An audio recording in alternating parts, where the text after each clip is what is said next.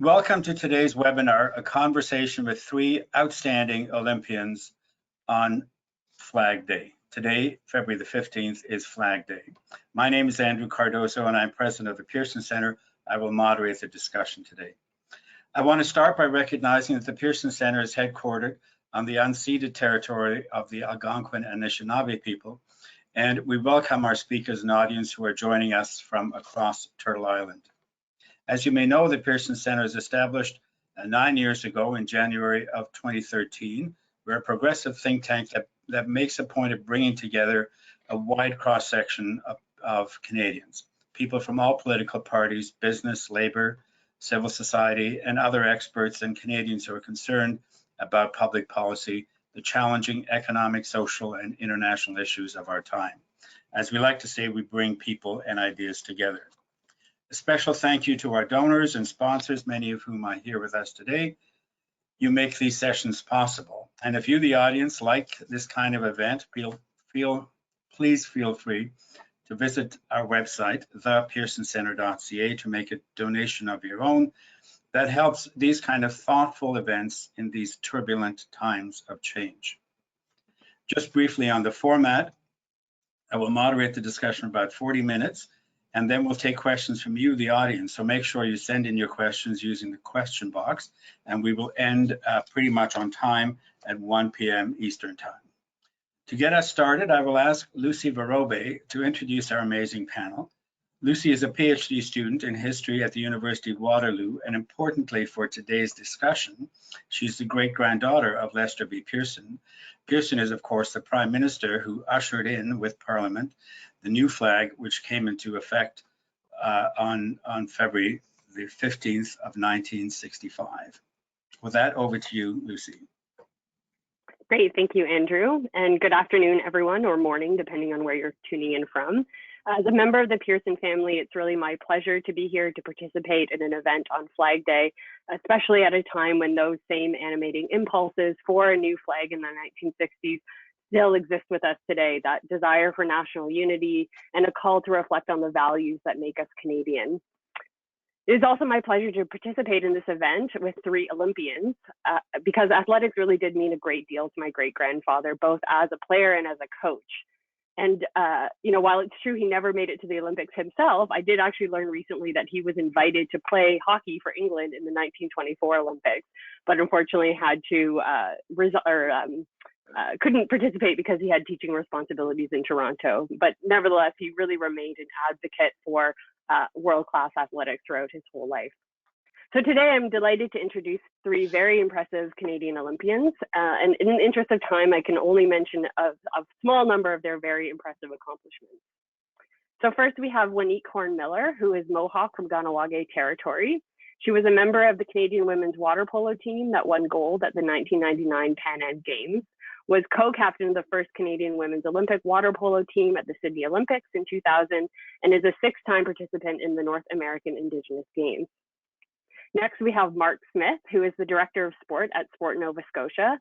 As a coach, he led the Canadian women's softball team to a bronze medal at the 2020 Olympic Games. He is a six-time Pan American Games gold medalist in softball, two-time Pan Am Games silver medalist, and a three-time world champion.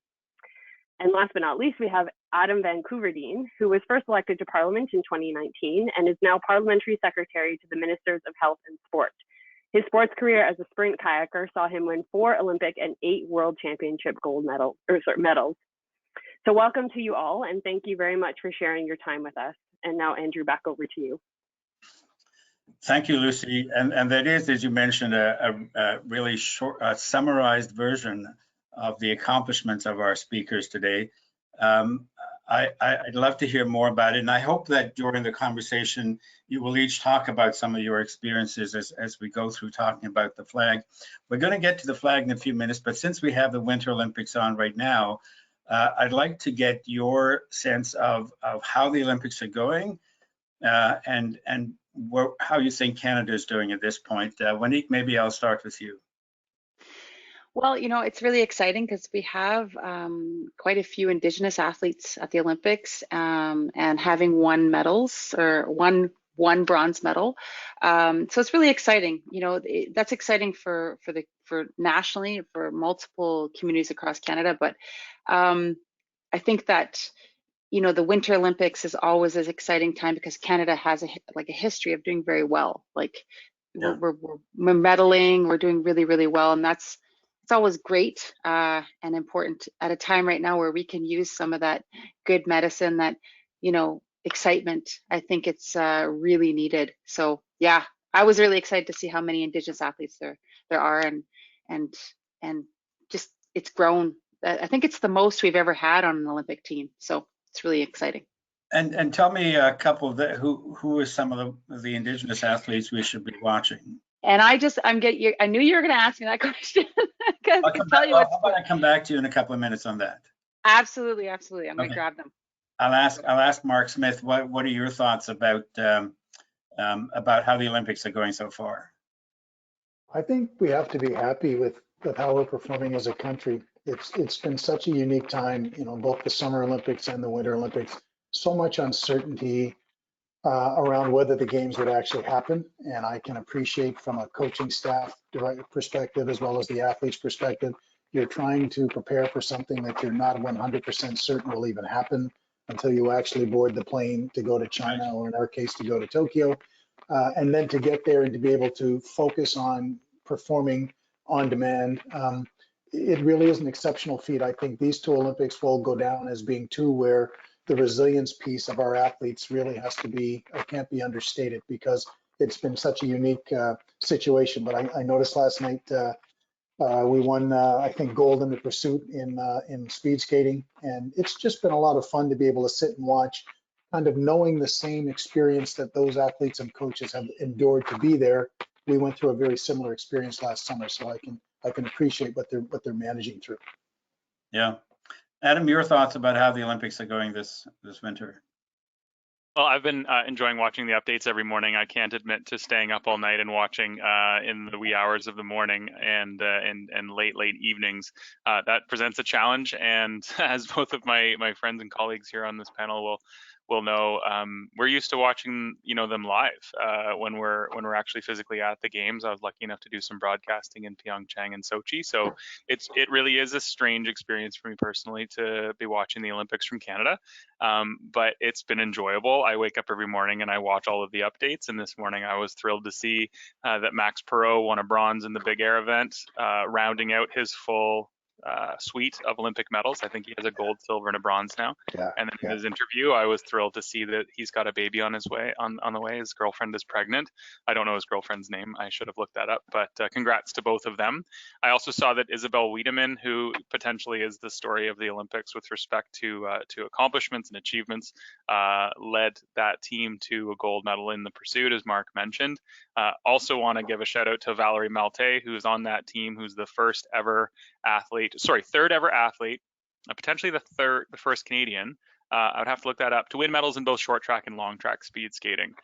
Really amazing. And then another awesome story is Ivani Blondin, who's the third athlete on that team. I want to say third. They're all number one. But this is her third Olympics. Ivani's won lots of World Cup medals, lots of World Championship medals, but this is her first Olympic medal, and it's a gold. And she really is demonstrating the stick-to-itiveness, and she never gave up. And her experience in speed skating has been a long one. She's been at 3 Olympics, the two previous ones obviously being Pyeongchang and Sochi, and now she got to stand up on the Olympic podium. And it was such a cool photo because she's quite small, she's quite short, and Isabel Wiedemann 6'2", and the three of them on the podium were just like, it looked like they were standing on separate steps. But the stories of the Olympics is we always focus on medals, and I just did. So I apologize for that, because the stories go much deeper than the medals. We just had Canada's best ever biathlon relay result, which I think was 5th or 6th. Perhaps the last one was 6th and this one was 5th. But congratulations to them. Scott Gow being the sort of leader on that squad. Some really fantastic performances in alpine skiing. The list goes on. There's just so many incredible achievements so far. We're sort of in the bronze age, I think, of this team's transition. There's a lot of bronze medals, which indicates to me that there are silvers and golds in years to come as these athletes develop and go to their second and third Olympics.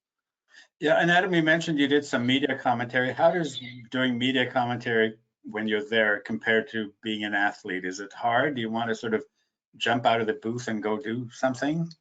Well, gladly, I never competed at a high level in any winter sports, so I didn't like imagine myself in those in those events.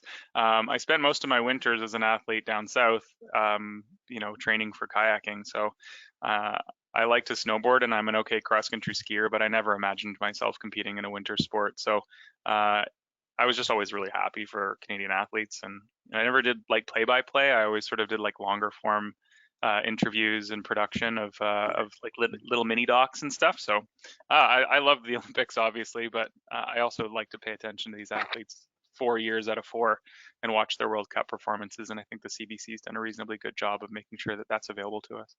Yeah, and Monique, you've done commentary as well. How did you find that experience as different from being in the Olympics yourself, being the athlete? Well, I was really lucky.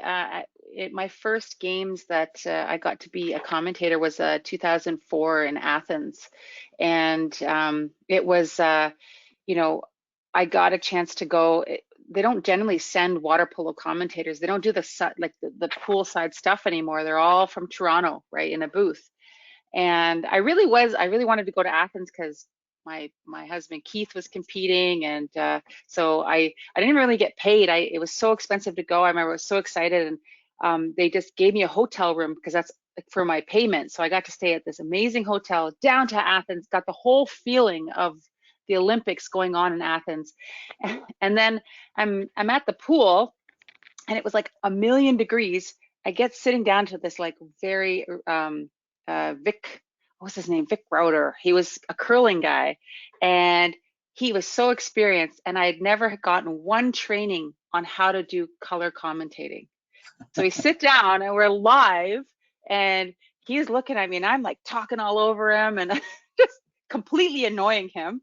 And afterwards, he's like, you could see his face is so red, and he's such a professional, and I didn't know what I was doing. And he's like, have you ever gotten training? I'm like, no, that was the first time I ever did this, And so he's like, oh, and then he like, okay. But I remember at those games, it was so exciting to be poolside and commentating the gold medal match. I remember it was so wild, the men's game, and I think I swore on international television. I don't know what I did, but anyway, I added a lot of color when I was more than what they bargained for. Exactly. Mark, how's your experience being after being the Olympics and watching them closely? Well, certainly, as I said, it's easy to put yourself into those situations. My good friend Troy Ryan is the head coach of the women's hockey team, so I can imagine what he's going through as the team leads up to playing the United States, on Thursday there. And Gina Kingsbury is their high performance director, who's also a friend. So, having talked to them just before they left Canada and knowing a little bit about the personalities, I can just imagine it's a pretty anxious time for them in terms of getting ready to play. But again, just recognizing how grateful I think everybody is, athletes, coaches, all involved, to be there, because when things turned around in March of 2020, it didn't look as though there would be an Olympic Games, certainly for summer, and we didn't know about 2022. So I think just people to be grateful to be there and have the experience. Yeah. Now, let me try and turn to Flag Day a bit and talk about the Canadian flag. And I'll start with you, Mark. You've been at international games, both Olympics and Pan Am. What are your, and perhaps others too, what are your reflections on being there, under the Canadian flag, or the flag being the maple leaf being your flag? Share with us a bit of your thoughts, your emotions at the time. My first international experience, I was 19 years of age at the Pan American Games. And to be completely honest with you, in that moment as an athlete, you are so focused on the task at hand, which is winning and performing. Although you're there to represent your country in the moment, that's not the first thought. For me, when they put the gold medal around my neck and when they play the national anthem of the gold medal winning team, I think that is when being Canadian really resonated for me. The freedom that we enjoy, the wonderful country that we live in, all that Canada represents, how respected we are globally. that's when I think you start to recognize just how fortunate you are to be a Canadian. But, you know, to be completely honest, in my first experience, it was really all about get the win and perform as well as you can. Over the years, having gone back multiple times, I'm really appreciative of just how much we're respected around the world. It doesn't matter who you run into, from what corner of the world, Canada is genuinely respected and loved for the position we hold in the world and the way we treat people, the way we are identified as a country. And it makes you proud when you travel the world, and I'm sure for Wanique and for Adam as well, you get to see really how fortunate we are to be Canadian. I've trained and played in some very poverty-stricken countries where you see kids living on the side of the road in shoe boxes. You see 15-year-olds that are supposed to be guarding you on a bus with a machine gun. And you ask yourself, what's wrong with this picture? I mean, this is not the world that we come from, and yet we're there to compete. So, you know, we are blessed to be Canadian. And certainly over the years, I have grown more and more appreciative of how fortunate I am. Yeah. Wanique, share with us your thoughts about being an athlete under the flag, and I think your experiences as an Indigenous person, but also if I can bring in the issue of being at Oka during the Oka crisis, your feelings about the flag may be a little more complex. I wonder if you could share those with us. Yeah, complex is a starting point of my relationship with the Canadian flag. I think that, starting off, when you look at the flag and that symbolism and what it represents, right? And, my relationship right from the very beginning, from a very young age, was very complex because during Oka, when the Canadian Armed Forces was sent into my community and our sister community, it was that Canadian flag, and and they weren't peacekeeping. They were very terrifying, and it was a very hard experience for me because when you think about what it means to be Canadian and growing up, like I grew up in my community and out of my community, and this idea of being Canadian, what Canada stands for, and sort of what they're trying to promote as that idea, that's not what I was experiencing. I was in the House of Commons called a terrorist, and then the full force of the Canadian Armed Forces was used. And I remind people that we never stepped foot off of our own territory. We didn't threaten anybody. We were defending our territory and our land. And so when I became an athlete, and when I went to be part of Team Canada, I didn't feel the way a lot of my teammates felt about the flag and competing. I knew it was, well, there's no Mohawk water polo team here. I want to go to the Olympics. I really, really want to go. But I need to, I had a ton of respect. I have a ton of respect for my teammates. And this was my choice. I had made a choice to play for Canada. And wearing that uniform, out of respect for my teammates, I stood tall and I stood with them on the podium before every game. This was in order to get to my dream of being an Olympian, that was part of the process. And, you think about, and exactly what Mark said about when you start to travel around the world and you start to see a little bit what the international perspective of Canada is. And there's a certain level of safety. Like I remember going to certain countries and, you'd open your mouth and talk and they'd be like, oh, Americans. And we'd be like, nope, not from America. We're from Canada. We're very adamant about saying that, right? So it was, it grew and it got more complex as I got older. And that flag, and then I would go home to Ganhawaga and I couldn't wear my uniform. I never wore any piece of my uniform anywhere, ever. And I remember talking to fellow Olympian Alwyn Morris, who's an Olympic gold medalist, and I could actually talk to him about it, right? About how I felt. And he was like, yes, it's complex, but we function as bridges. We function as this, like a go-between these two very extreme situations. And that's a very valuable role to play. And, to this day, I think that what I am sad about, and we're talking about the Olympics, is that flag, which was a source of fear for me, kind of transitioned to be something like, okay, I'm competing under this flag with Team Canada. Okay, it's a safety. I understand what these Canadians are talking about, but right now, that flag meaning has changed, and I really, my heart is broken for those athletes, because I feel it's changing and being, in a lot of ways, that meaning has changed. And I think about my husband, he's proud of who he is, and he competed on many, many games and many, many places under that flag. And so I'm having a lot of complex feelings about that right now as an Olympian. And I've always had complicated feelings about it. It's never been straight and narrow. Like, I can't say like Mark, yep, felt good. It was awesome. I was proud. It was always like, and that's just the nature of being Indigenous in this country. Yeah, and when you're talking about now, you're referring to the last 3 weeks or so with the Absolutely. with the blockades and occupiers. Yeah, we'll come back to that and talk about that a little more. Yeah, thank you for sharing that. It is quite complex, and I think it's important for us all to understand that that different people approach it differently. Adam, what are your thoughts about competing under the flag and receiving that medal several times? Thanks, Andrew. First, I just want to point to how relevant and poignant my friend Juanite's comments were to me. Juanite, I still have a little bag of tobacco you gave me in 2015, and that was like one of the first times as an athlete representing Canada that I felt a strong connection to Indigenous culture in this nation, and that was after 15 years of competing for this country, and it wouldn't have happened without you there.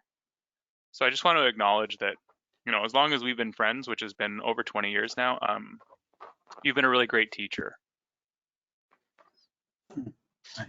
I listened to a speech this morning from Lester B. Pearson about the flag and about that initiative to solidify the flag and what that meant. A good friend of mine sent it to me, and I listened to it with great intention of learning something about Lester B. Pearson. I'm not a historian, I'm not, I don't know everything about the history of this country, but I wanted to learn something this morning.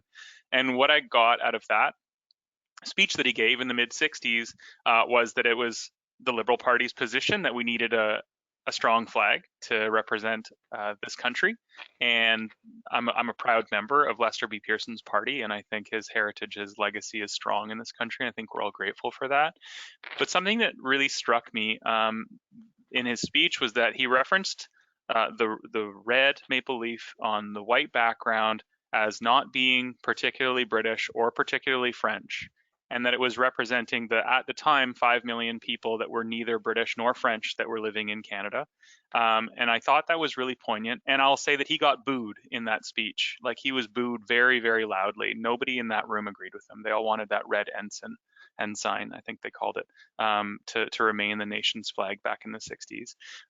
But it's not lost on me that the maple leaf that was chosen doesn't represent anything particularly British or particularly French, and it does represent something that was here before any of those people ever arrived, which is a natural leaf that was growing here, that was natural, that is Indigenous to this part of the world. And I'm glad that we chose that rather than Union Jack or something that represents something colonial.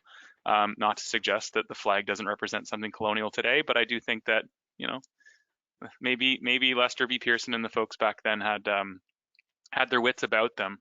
I'll also say that I think that institutions and certainly nations and countries are dynamic, right? Canada's not the same as it was 20 years ago. The things that we discuss in the House of Commons aren't the same as they were 20 or 30 or 50 years ago.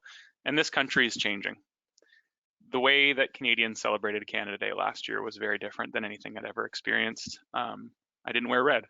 It's the first time ever.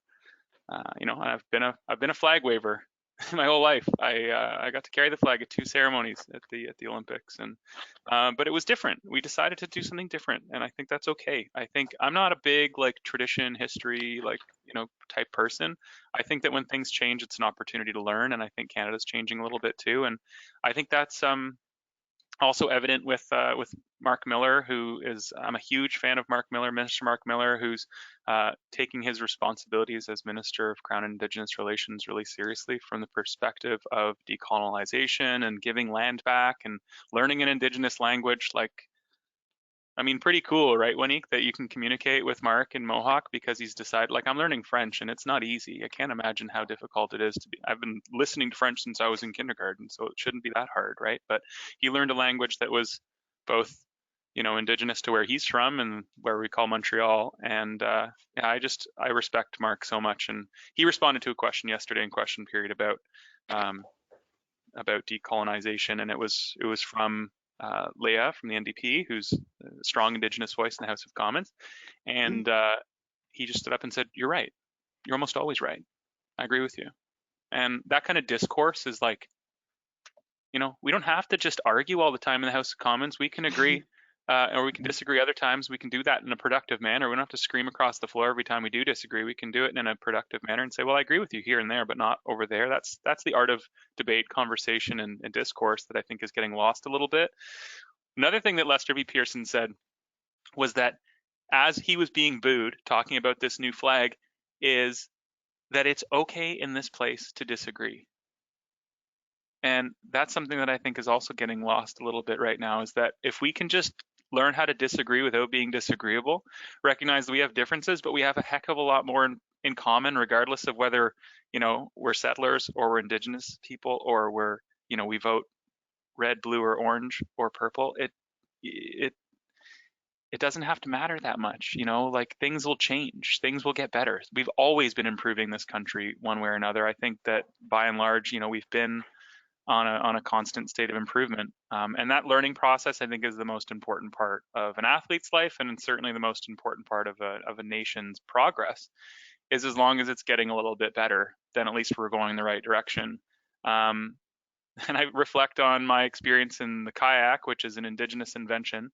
And it wasn't until after I retired from the sport professionally that I got to go up to Northern Labrador and paddle in a sealskin kayak and experience kayaking with all of my senses. And, you know, I listened to the water hit the sealskin, and I tasted the Labrador Sea as it dripped down my face, and I felt the scratchy caribou hide on my back. And those aren't things that I ever experienced in my sport of kayaking before. And I got off the water and I shook hands with the Inuit man who built that kayak with his bare hands to pay homage to his ancestors. And I thanked Ross Flowers, and he gave me a gift that kayaking gave me lots of gifts. It's a brilliant vehicle. It brought me all over the country. It gave me everything I am. Everything that I know, I learned from my kayak. And Ross taught me a whole bunch of other important lessons that day. And just like when I was an athlete, I was carrying that flag and waving it around and, you know, wearing it on my chest and representing our country. Well, now I'm doing it in a slightly different way. I'm contributing to that progress, and I take that obligation really seriously. And I hope I can do a good job while I'm here. Thank you, Adam. I'd like to add, if I could, Andrew, both to Wanique and to Adam's comments, that I think what they've both said so eloquently is the recognition that, you know, the not needing to always be agreeable. Canada is a very special place to live. As a person of color, I certainly have had my share of confrontation, and I also have a bit of Indigenous heritage. So, Wanique, I can relate to some of what you've shared. So I would never want to give the impression that it's a perfect country and that we don't have skeletons in our own closet as it relates to how we've treated our own. But by and large, when I line us up against the rest of the world, I still come out of it being very proud to be Canadian. Yeah. I mean, I just want to jump in that it's like, you know, when I do a lot of presentations on reconciliation, and I talk a lot about this, and, you know, my husband is non-Indigenous, and we live a very interesting life side by side. And we have something called the Truro Wampum Treaty, which is, you know, it was signed with the Dutch between my people and the Dutch, and it talks about going on this river of life side by side and being respectful and not interfering too much with each other. And I always think of that when I think of myself and Keith, you know, like he is who he is. He is the Heinz 57 white dude from Alberta, you know, who's got a heart of gold, that speaks Japanese and is a doctor and an Olympian and all these things. And and we discuss, what it means to be Canadian and the challenges I have, because all the work I'm doing, because we have 3 children now, and traditionally they are Mohawks because we're a matrilineal people, but I want them to be proud of who their father is because he's a good, very good man. And so, what is this world where these children are inheriting this country? And so I'm invested in not giving them a country where there's this conflict all the time. And so I often say, when I speak, I say, don't pretend we're trying to go back in a time in history where it was perfect. Because that's what people think. Like, if we could just go back, reconciliation, okay, go back to this time and we all sat around and ate turkey and, had a good time at Thanksgiving. We were loving with each other. Like, no, it was conflict from the beginning. Conflict, trying to make these different worldviews work together. And what we have to understand now is in this country, we are trying to create something that has never existed on this planet, ever. And that is a place where no matter what religion, race, sexual orientation, identity, geographic location, or economic level, that you can achieve your greatest potential with respect and in safety. That's what I believe is a possibility. And if I can contribute to that, and as a Mohawk woman, I struggle with what it means to be Canadian. And right now I'm struggling like with what's happening downtown Ottawa. And I don't think it's people of color's jobs to be checking that situation down there. That's Canadians who've been trying to sell people of color and Indigenous people this idea, well, join, you want to be Canadian, I'm like, well, your idea of being Canadian is being greatly challenged right now. I'm sitting back going, okay, am I ready to buy into this? And that's what I'm actually thinking. And, I think it's interesting to see, and everything happens for a reason. If you ever talk to an Indigenous elder, they will tell you things happen for a reason.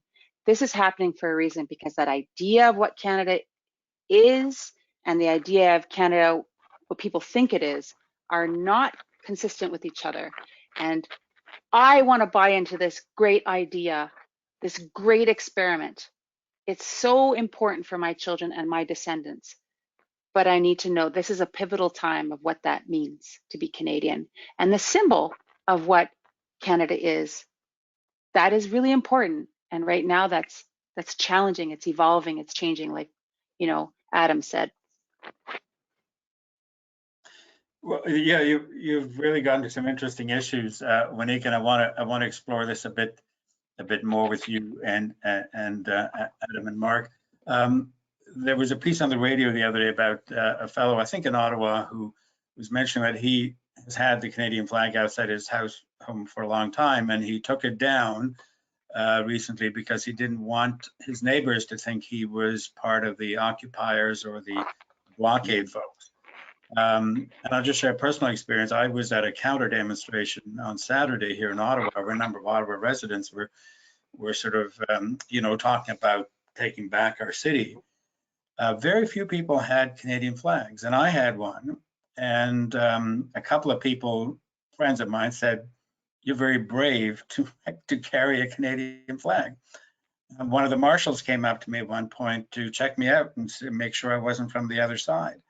And I thought, isn't that bizarre that I'm carrying a Canadian flag in Ottawa and people are calling me brave? Like, isn't that? And then you've got the resident who I mentioned who took down the flag because he didn't want to look like he was on the other side. Adam, I'm going to put you on the spot since I think you're at your Parliament Hill office. What is it like out there these days? And what are your thoughts about all of this? Well, it's been very challenging for people who work on Parliament Hill, but I don't think it compares to those who work and live close to Parliament Hill. I want to just say that the people who run businesses and the people who have families within a few blocks of this place have been not just inconvenienced, not just harassed. This is unacceptable. So I want to make it really clear before I,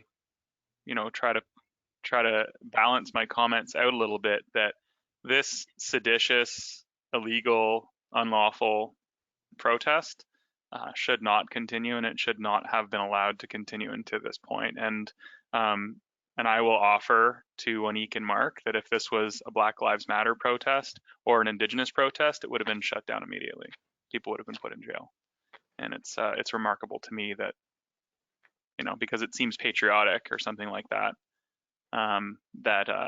that it's been allowed to continue. And I also, I think I'll acknowledge as well that it's because of the numbers, the force, and the fact that there's these massive trucks involved that make it a lot more complicated just to usher people out. I've also spent a considerable amount of time on the phone and emailing back and forth and reading comments and listening to people who admire or relate to the protesters, because it's my job to listen as a parliamentarian. And I always tell people it's not my opinions that matter. I didn't get elected because I have the best ideas in the world. I got elected because I want to listen. There are lines that I'm not really willing to cross, I suppose. One of those lines, one of those guardrails is science. There's no ambiguity there. There's a huge consensus of scientists that believe that vaccination is the way out of this pandemic. And if you don't believe in vaccination, that's fine. But, it doesn't make you, the dominant scientific voice in the conversation. I know that there's doctors that believe there's other alternative ways, but that's not the consensus. And it's very similar to climate change in that regard. Like, yeah, there's scientists that don't believe in climate change, but they don't represent the majority. So I have spent some time listening to protesters, and some of them have been quite respectful and others haven't been. And I think it just brings me back to that. I think it was Dalton McGuinty, sorry to wear my liberal stripes so proudly today, but Dalton McGuinty used to say that if we can all just disagree without being so disagreeable, then we might get somewhere. And I tend to agree that we can disagree without being disagreeable. We can have productive, honest conversations. We don't have to raise our voices every time we debate. We don't have to yell shame every time somebody else, disagrees. I think there should be space for disagreement. But it needs to remain peaceful. It needs to remain respectful, and that hasn't been the case. But also, you can't shut down the economy and you can't shut down the border. Those are, matters of national interest. I can hear the honking right now, and I'll just say, in closing, that with all of this honking and all of the disruption, I really hope it can be wrapped up quickly. What are your thoughts, Adam, about the flag becoming the symbol of resistance or the occupiers, and that other people are now sort of away from the flag, don't want to be seen too close to the flag? It's an interesting dichotomy, right? It's something that we all believe in. So I think it's actually kind of uniting us. I think what should come out of that is the reminder that we have far more in common than we have that sets us apart. And hopefully that can bring us back to a place where we stop talking about how divided this country is. I actually don't believe this country is any more divided than it's ever been. I think social media makes it seem like, there's two ways of thinking in Canada. That's not true. Mm-hmm. I have lots of conservative friends that don't agree with these blockades.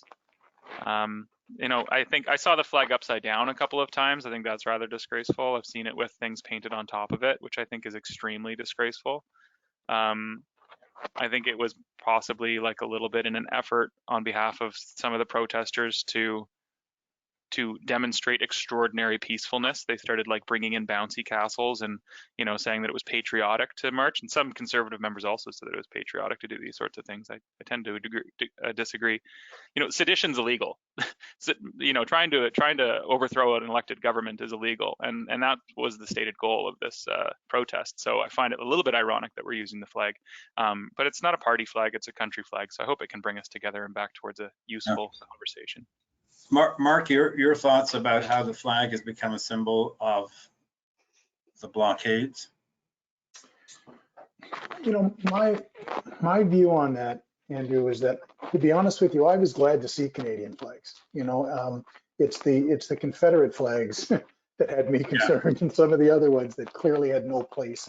And I was disappointed that wasn't addressed when some of the concerns were addressed. That a peaceful demonstration is fine. Canadians have the right to do that. But when you see things that are representative that are not part of who we are, what we believe as a country, I think that needs to be stood up for. But as far as seeing the flags, when I turned the news on and I saw the Canadian flags, I was fine with whoever was wearing. They were Canadians. They do have a right to an opinion.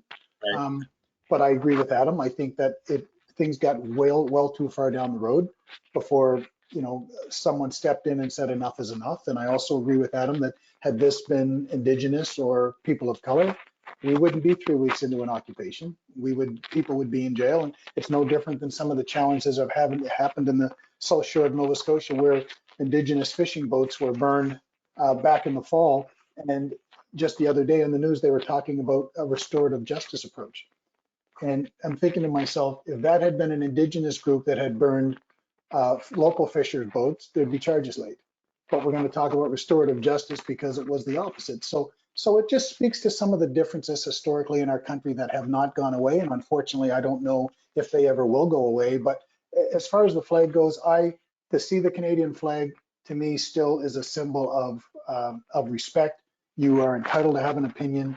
The unfortunate thing is that I think there's a number of factions that have shown up in Ottawa and tried to use this particular protest to fan a lot of flames in other directions, and that's really where things I think got away from us. Yeah, Monique, would you like to add anything more? You made a couple of references to your concerns about the moment. Well, I think about the when it was first coming down, and I remember that first Saturday and seeing the convoys coming into Ottawa, and I was like, oh, okay, here we go. As an Indigenous person, and we heard it coming, we knew that there was going to be an element of white supremacy and that type of thing. What I like I said, when you have a flag being flown alongside the side of swastika or a Confederate flag, and that is being flown in my neighborhood, which is a very multicultural neighborhood, it makes me angry, because the sense of being unsafe. I remember after the Oka crisis, I did not look at the police as a safe. I was scared of the police. I was scared, and it took me so long. It took one police officer at a time in hundreds of communities that I went to that rebuilt my trust. Okay, these guys they're doing good. They're not all like that. They're doing good. And what makes me frustrated is that this hard work of so many people in this country to try to build something better, to bring people together, and then get us through a pandemic. You have people like my husband, my sister, who are working tirelessly to try to get this country as front-line healthcare workers. My niece is even she's a paramedic. She has to be escorted in to treat these truckers because she's not safe. That tells me that her truck has had rocks thrown at it. This is something that I do not like. You went from being something that could reflect a need for change to being something that is really, really gone totally off track. And so, I was thinking to myself and talking to my husband. I said, well, what would I do if I was a person of leadership at this time? If I was in Adam's position or even the Prime Minister's position, I would have. My whole life, I've heard this concept, the rule of law applies. Every time there's an Indigenous blockade to stop a pipeline or during the Oka crisis, the rule of law was important. And it applies to everybody, even Indigenous people. I would have got up there and said, the rule of law applies to everybody. We have not been fair in the past, but it applies to every single one of you, including the Caucasian protesters downtown. And that would have done a lot to bring that relationship that has been broken because of the rule of law seem to apply differently in different places. And so you got to understand that the symbol of the flag for someone like me reflects that rule of law and that element of safety and where I can be safe and how I can feel safe and my community that I'm trying to create here. And so I'm back to feeling scared again. In the city of Ottawa, I'm nervous. I worry about my kids when they go to school. Will there be a truck driving by with the Confederate flag flying in a predominantly school of color with all these new Canadians there that know that flag does not mean safety for them, and it doesn't mean safety for my children. And so I really think that we have a lot of contemplating to do. We are going to have to, this talk communication like we're doing right now should be done on a massive scale. And I really want to understand, what is these people that are downtown, you need to explain to us, what did this freedom mean? What does it, we can't just say, well, it's a fringe group and all this kind of stuff and it doesn't reflect the main people. No, we need to talk, we need to communicate, and this country has lost the ability to have those hard conversations. Like Adam said, like Mark said, to disagree without being disagreeable. We are now at a point where we're going by the way of a country that we all kind of look our nose down and say, well, we would never act like that. We're starting to act like that, and I think that's dangerous. And so I want to get it back to a place where we can disagree in a way that we can hear each other. Yeah, yeah. You know, a couple of things to share, and we've got some questions coming in. I just want to share one of the points that Adam was mentioning about the speech that Pearson gave. It was a really controversial move to bring in the new flag. Canada was quite divided. The Conservative Party, led by John Diefenbaker, who had been Prime Minister before, Diefenbaker was very, very against it. There were really rollicking debates like the House of Commons hadn't seen in a long time. But at the end of the day, when it passed, Diefenbaker escorted Pearson to London to have the Queen provide royal assent to the bill that brought it in. He was then there on February the 15th of 1965 in front of the House of Commons when the first maple leaf was raised. And it was a different time, I suppose, when you could have a really rip-roaring debate, but at the end of the day, they came together and accepted it. And now today, there's no question that it is a flag that unites us until 3 weeks ago. And hopefully we can get back there at some point.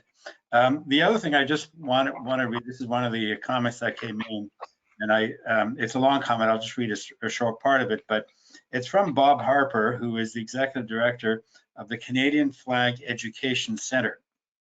It's a group of people based out of Brockville who try and promote the history of the flag, and he just asked us to recognize some of the people who were involved, who were the Honorable John Ross Matheson, who was a member of Parliament, and I think either was probably Parliamentary Secretary to the Prime Minister to usher through Parliament the bill that made it reality. So John Matheson is a famous name from that era, and he mentions a few others, which I'll just read for our edification.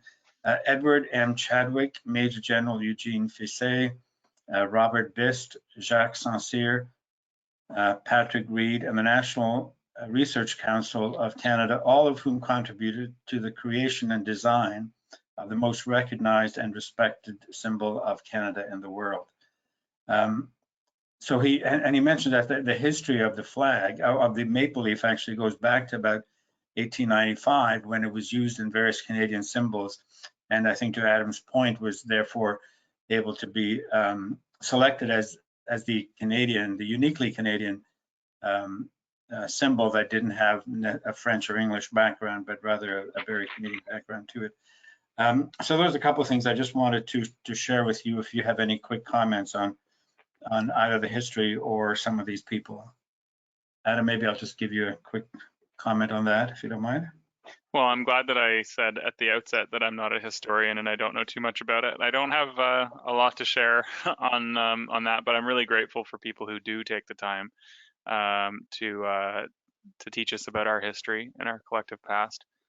So thank you to both the gentlemen that shared those comments, and to Lucy, who we met earlier, who is the great granddaughter of Lester B. Pearson. It was very cool to chat very briefly in the green room prior on that. And yeah, I'm in listening mode when it comes to history, not in talking mode. Yeah. Okay. Well, thanks for that. One of the questions I have is from Akash Maharaj, who you might know. He's a retired athlete from the Canadian equestrian team.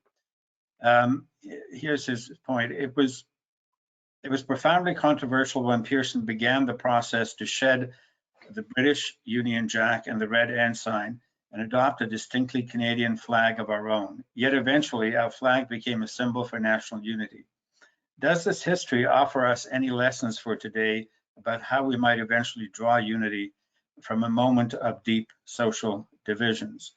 And maybe Mark, I'll put you on the spot because you were talking about how you had an interesting point where some people are concerned that the occupiers are using it as their symbol. Your point was no, good. It's good to see them. You can see everyone flying the flag? I think the fact that regardless of which side of the debate you stand on, you still see yourself as Canadian. I think if I were an occupier and I had made the decision that I really didn't agree with what Canada represents, then why would I carry the flag? So, you know, from my perspective, is there a lesson to be learned? Of course, history teaches us lessons all the time, and maybe we're at another pivotal point where, if nothing else comes from what's happened the last 3 weeks, it's an opportunity for our politicians to take pause, to step back and recognize that in the decisions that have been made with respect to the pandemic, and I'm in Adam's boat when it comes to respecting the science. Our chief medical officer here in Nova Scotia has done a phenomenal job of keeping this province safe. And as far as I'm concerned, whatever he's had to say was more than good.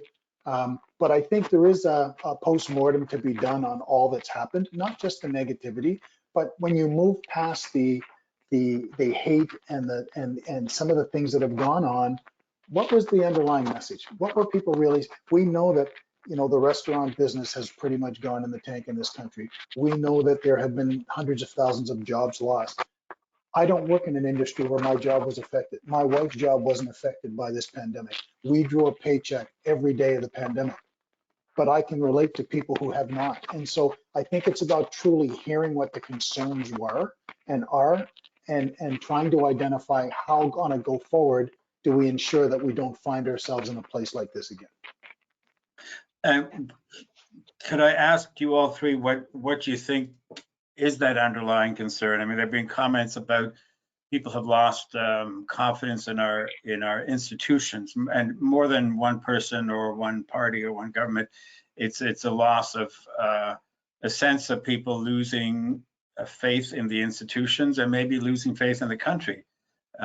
Is there some of that we need to think about? And I'll start with you, Mark. One of the things that I noted across the country when the pandemic hit, and even over the last 2 years, was which provinces were quick to continue to try to get back to status quo, to keeping businesses running despite the overwhelming evidence that we needed to slow things down and we needed to get vaccinated, and which provinces were adhering to the advice of the medical professionals to make Canadians safe. And to me, therein lies the difference. I can't imagine the responsibility of a prime minister or a premier when you're trying to balance the best interest of the economy with the best interest of public safety. And that's what those people were tasked with doing. And it's very interesting to me, and I won't go beyond parties, but the bottom line is it was very clear that there were parties that very much were in favor of erring on the side of the economy, which to me is big business and keeping businesses afloat. And there was a faction that were very much erring on the side of public safety and ensuring that Canadians were safe above all else. And to me, that was the single biggest factor through all of it. And the continued lockdowns and the flare-ups, of course, continued to bring that same argument to the table. And we find ourselves where we do today. Yeah. I just want to add, I absolutely agree with you, Mark. And I think that what also is a big issue here is, I think if you look back, retrospect is always easier to kind of be critical of it. But you know, there wasn't a crackdown on any kind of false information. And social media is such a huge thing. And as we're hearing, this whole movement right downtown it's really fueled by a lot of different factors on social media and conspiracy. Like, people that I know that are not really, like, the really middle of the road, became very involved with like conspiracy theory type stuff and information, and we don't trust. And when you don't have trust for the government, and the Indigenous people don't have trust anyway, it was like a snowball effect. And I feel like, I think that the big social media platforms have a responsibility. You know, when you start saying, well, we don't trust mainstream, news sources, like, there's just this like, well, who is telling the truth, right? Who is, and that is where, and then you couple that with, you know, isolation, lockdowns, loss of your business, loss of things. Like, the mental health aspect of this is massive. And I understand that. I get that. Like, all of that made a perfect storm for people being extraordinarily angry and having nowhere to put that. And to, you know, to say, well, we're just done with this and I don't care anymore about anybody else. We're not in this together. I want out. And that's what I feel like is being yelled. And they're all valid points, but how do you manage that? And, you know, Adam and all the people that are, you know, in government that have been trying to shepherd us through this extremely hard time and make hard decisions, you know, and I feel I have a lot of respect. I have a ton of respect for you and all you do and your choice to go into public service, because you know what? You put yourself there and said, okay, I'm going to listen. That is a brave thing to do. I have a lot of respect. And I think that my kids, and just to get back to what we're trying to get back to, a place where respect is part of it. Like my kids, I have to say, when they see vulgar language being used and written on flags and associated with the prime minister, like, you know, I may not be the biggest fan, you know, whatever, but I would never allow my children to speak that way about somebody. That is not how you articulate anger. You articulate it in a way that they will keep their ears open and they will actually hear what you have to say. And so, you know, I think that there's so many underlying issues here, and we, as a country, this is a good wake-up call for all of us. And I think all of us, not just Adam, not just people in government, but athletes, everybody in society, really need to stand up and say, we are going to make this country better. And I'm ready to be part of that. I want to be part of the solution. And we talk about our children, we talk about the world we're giving them, let's do the heavy lifting for them. Let's not have this land in their lap in 20 years, Yeah. right? So. Yeah, Adam, I'd like your thoughts on what you say you're doing a lot of hearing. What are you hearing from people who are disillusioned or feeling the institutions of the country doesn't speak to them? And then I'm going to ask you, the last question that's come in is, what does it mean to you to be a Canadian? So I'll ask you to put on your hats as athletes or whatever other aspects of your lives as a closing question. But first, Adam, just your thoughts on what you're hearing about people who feel disillusioned and perhaps have nothing to lose and are participating in some of these events. Thanks, Andrew. And first, I'd like to thank and acknowledge that Kash Maharaj is a great leader in sport, somebody that fights against racism in sport and has been working with the Canadian Centre for Ethics in Sport for some time. So thank you, Kash, for the question. Thank you for your advocacy and all your work. What does it mean to be Canadian? It means something different for our 37.8 million different people. It means, you know, there's a lot of resentment there. There's a lot of pride there. There's a lot of questions there. There's probably fewer answers. I think, you know, Juanite earlier said like the Heinz 57, there's a lot of those, and there's a lot of people who know exactly where they came from. And the only thing that really brings us all together is that we're here now.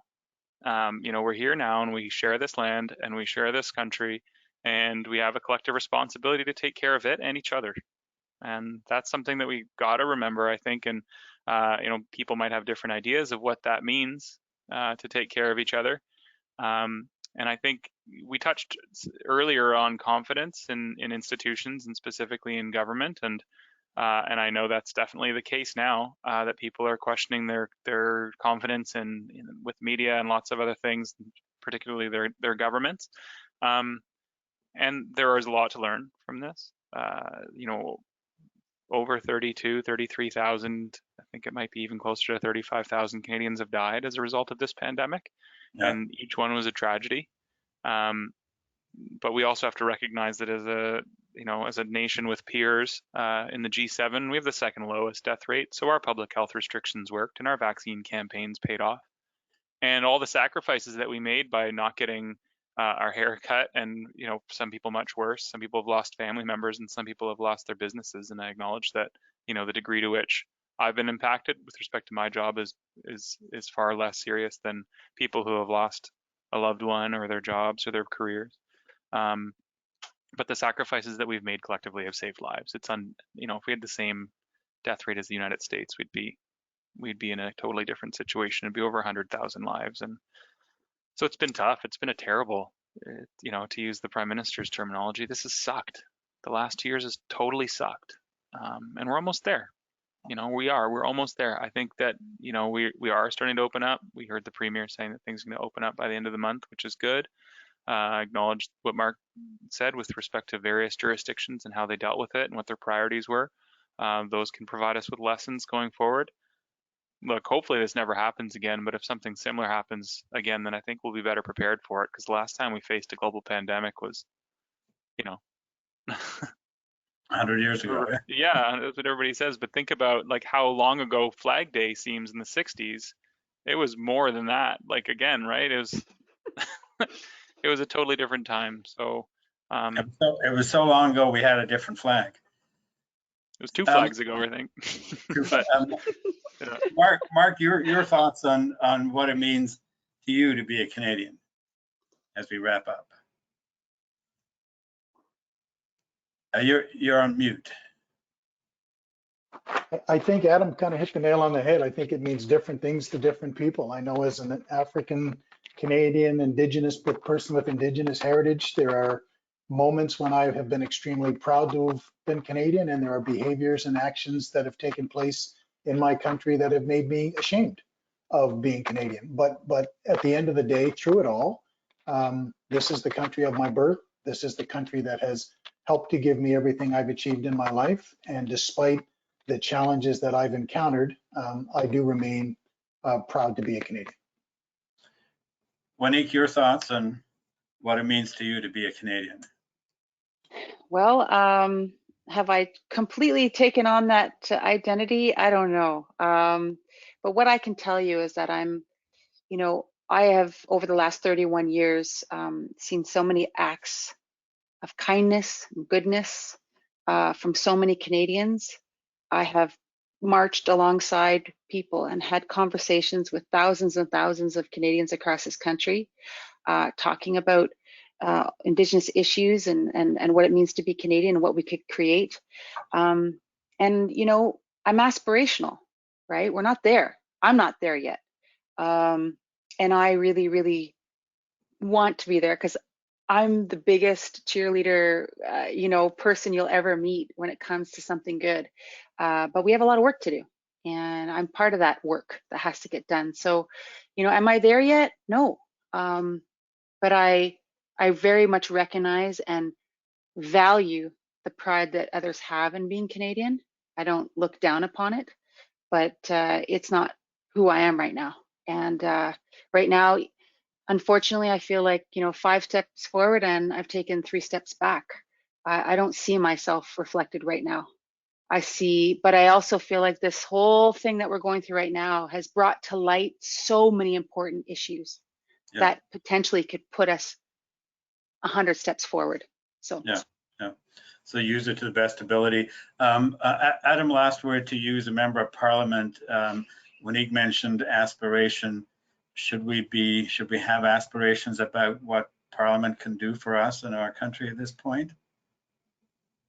I thought Juanite's final words were perfect. And my commitment is just to ensure this country's moving forward. I hear you 100%, Juanite. 5 steps forward and 3 steps back is frustrating, but it's still 2 steps forward. Progress is slow, and I built a career out of trying to go fast as forward as fast as possible. And the pace of government is agonizing sometimes, but the pace of progress that's what we need to focus on, is how we move forward. And sometimes it's slow and sometimes it's fast. But what I know is that if you want to go a long distance, then you bring your friends along, and you make sure that you're working together and you're all, paddling in the same direction. Well, we could go on, but I want to thank all of you for your incredible participation here. Before I say goodbye and a final thank you, I just want to tell our audience the next webinar is scheduled for February the 28th at 4 p.m. We'll be talking about economic recovery. And this being Black Heritage Month, we will be hearing from some leading business, labor, and political minds in the country who all happen to be Black and are making considerable contribution in various spheres of our lives. They will be talking with us on February the 28th, so please join us then.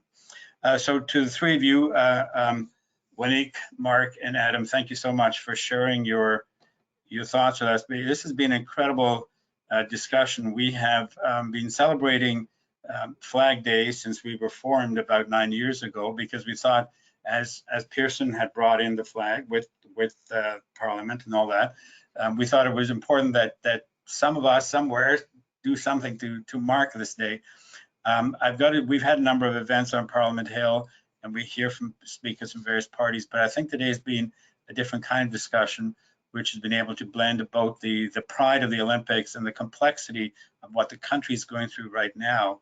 And the three of you have done incredible service for all of us Canadians. We'll make sure a lot of people see this in the next while.